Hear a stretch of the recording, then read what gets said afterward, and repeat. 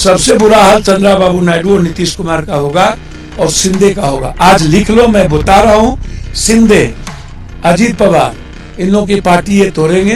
किसको छोड़ा है? चुनाव आयोग तो नौकर है, नौकर को आप भड़का चोर बनाना चाहते हो। इनके पास कब्रिस्तान, शमशान, ईद, बकरीद, जिन्ना, पाकिस्तान, ये सब मुद्दे। खैरात बांटोगे चुनाव के पहले तो वो जनता का पैसा नहीं जा रहा है। आप जो 2 करोड़ का मंच बना करके जाते हो, जनता का पैसा नहीं जा रहा। अब हमको बताओ, 6 साल अटल जी, 11 साल मोदी जी, 300 पहले था। आज इनके पास संख्या भी नहीं है।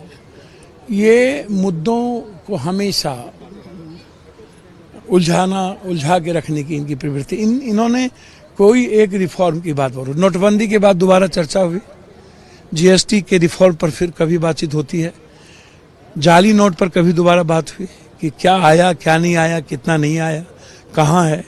ब्लैक मनी पर बातचीत हुई, 15 लाख रुपये पर बातचीत हुई, ब्लैक मनी लाने पर कोई चर्चा हुई।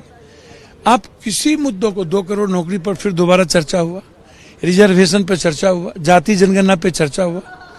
आप किसी मुद्दों को उठा करके देख लो, कोई भी मुद्दा, आपको लगेगा कि किसी भी परिस्थिति में ये बस इनके पास 2 मुद्दे हैं।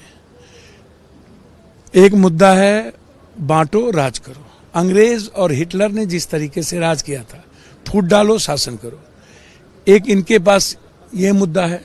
दूसरा मुद्दा इनके पास है कि हर महत्वपूर्ण देश के इशू, चाहे 1 नेशन 1 एजुकेशन हो, हेल्थ हो, इकोनॉमी हो, आर्थिक आज़ादी की बात हो, या फार्मर्स की बात हो, या क्वेश्चन लीक का मामला हो, बच्चों से जुड़ा मामला हो, भविष्य से जुड़ा मामला हो, खाद ब्लैक मार्केटिंग है उससे जुड़ा मामला हो, इन सबको दरकिनार करो।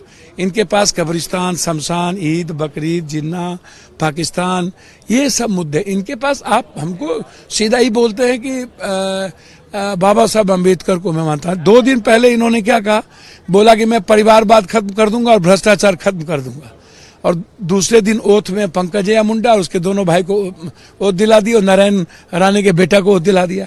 सर, इनकी कोई बात आज तक सही निकली? एक दिन पहले सदन में कहता परिवारवाद खत्म, और एक दिन बाद पंकजया मुंडा, दोनों भाई, नारायण राणे का बेटा और 80% भ्रष्टाचारी मंत्री बन गया।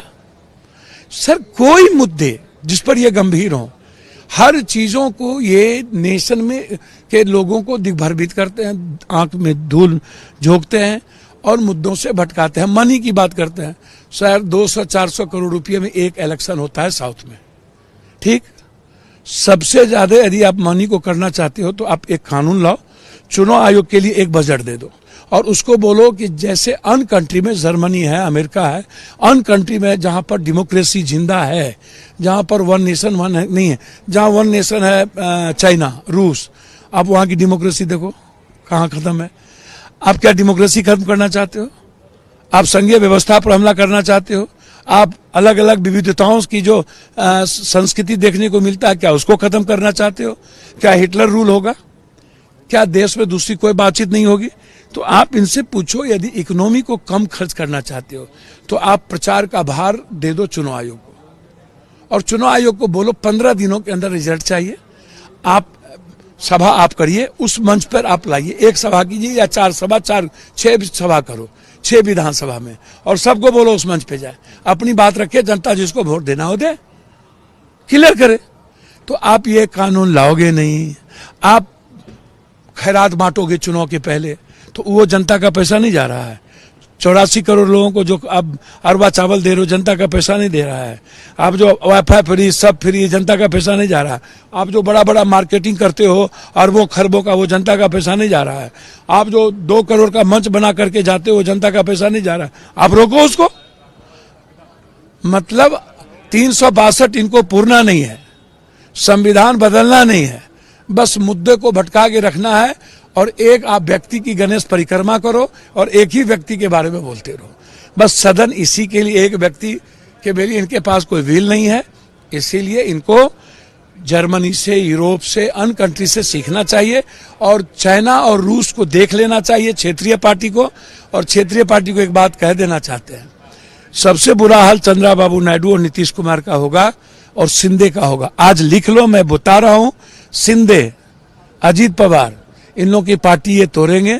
किसको छोड़ा है ये? या कोई बड़ी पार्टी, बड़ी मछली किसको छोड़ता है? आप उठाकर सर 17 में इलेक्शन कमीशन ने और लॉ कमीशन ने कह दिया था कि ये सही नहीं है, इन्हीं के रहते हुए।